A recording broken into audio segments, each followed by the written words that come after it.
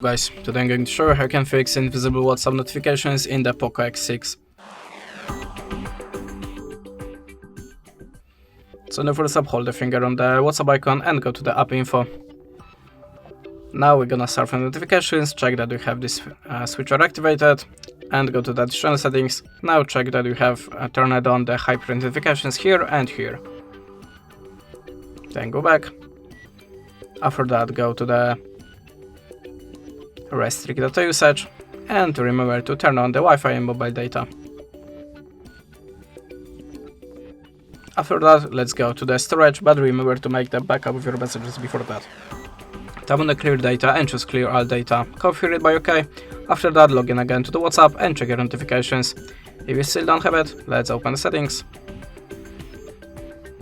Then go to the connection sharing and go to the reset Wi-Fi mobile and Bluetooth. Tap on the reset settings button, configure the pattern and tap on the OK. After that, look again for your WhatsApp alerts.